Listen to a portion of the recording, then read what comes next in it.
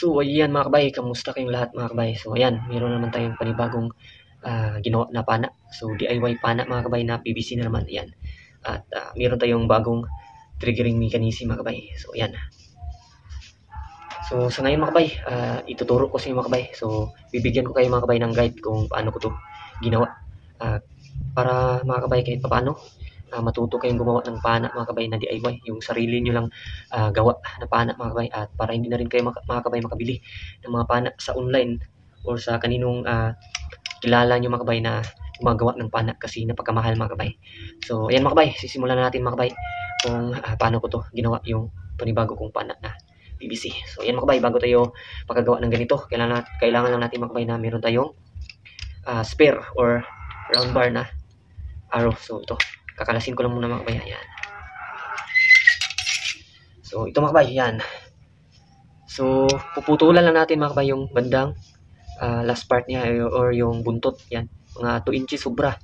At i-welding natin dito mga kabay. Yan. So kailangan natin may space mga kabay. Yan. Yan. At saka yung pinakalas mga kabay, i-bend natin, itiko. Kasi ito yung part mga kabay na maglalak or lalak yung triggering mechanism natin. Ayan. So, panoorin nyo mabuti mga kabay ha. Kailangan nakasintro yan mga kabay, nakasintro. You know, nakasintro siya. So, yan. Tsaka, yan. I-ano lang natin mga kabay. Tulisan lang natin, itutulis. So, pag okay na mga kabay, meron na tayong arrow, round bar. So, dito na naman tayo sa PVC. Yan. So, PVC lang mga kabay. So, una, gagawa lang tayo ng daanan ng ating arrow. Yan. Yan, pa-straight line lang mga kabay. Yan. Tsaka pagkatapos, skip natin dito na walang ano siya. Hindi natin binutasan. Yan. At saka dito banda mga kabay, butasan natin. Kasi dyan papasok yung lock or yung triggering mechanism natin. Para pag bitaw natin, magiging lock na siya mga kabay or maglalak na siya. Yan.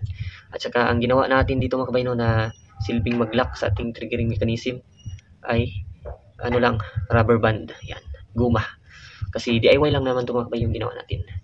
At saka bago tayo mga kabay makagawa ng triggering mechanism natin, so ano lang tayo, pipili lang tayo mga kabay ng tinidor. Kung meron tayong tinidor dyan sa bahay natin na matibay yung makapal. Yan, kita nyo, makapal siya mga kabay para pag ganito natin, pag trigger natin, hindi siya magbibid or itiko.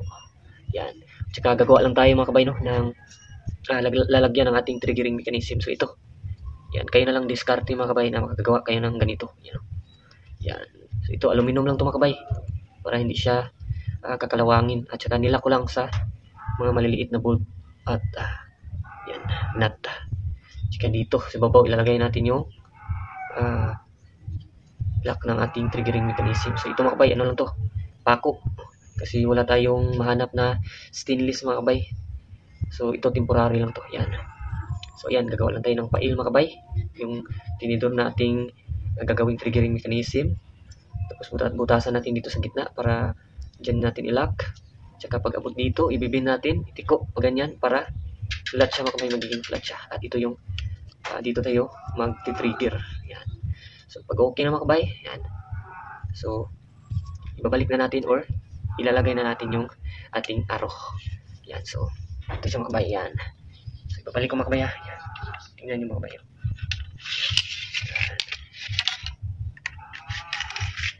So, ganyan na siya mga kabay. Yan. So, di ba? Ang ginawa natin na butas, ito yung daanan ng ating arrow. Yan. Tsaka, tingnan nyo mga kabay, maglalakyan kusa mga kabay. Di ba? Galing mga kabay. At saka, pag okay na ito mga kabay, para pwede na nating matira or kung may isda, makatira natin na tayo. So, lalagyan natin ng rubber. Yan. So, pipikit lang natin dito mga kabay. Yan. Kayo na rin bahala magdiskarte. At kayo na rin magtansya kung gaano ka taas or kaikli yung rubber band natin. So, tansya lang natin na hindi rin siya masyadong mahirapan tayo mag-bend. Yan. So, siguro lang natin pikit mga kabay. Yan. Tsaka nilagyan ko lang dito mga kabay ng stopper. Yan. Para hindi masira or hindi mabiak yung ano natin dito, yung PVC. Yan. Tsaka nilagyan ko lang mga kabay ng lumang antina ng TV. So pwede rin na rin mga kabay kung wala kayong lumang antina ng TV. So pwede na rin na hindi natin lagyan dito. Yan. Pag okay na mga kabay, so yan. i-testing na natin mga kabay. So yan siya, tingnan nyo. Oh.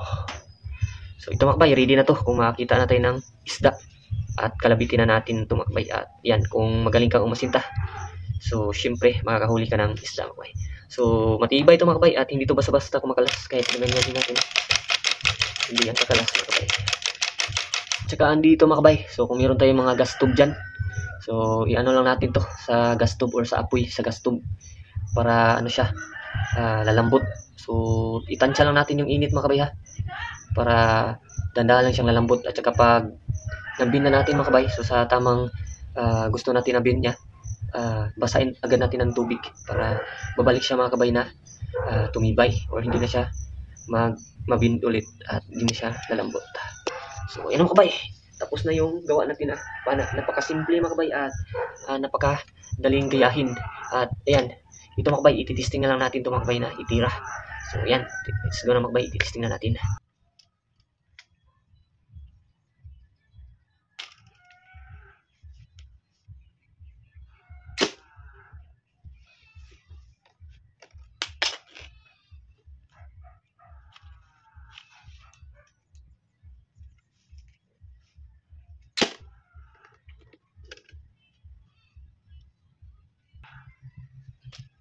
Malambot lang ito mga kabay, i-adjust lang natin ito para magkakapurasa pa siya ulit.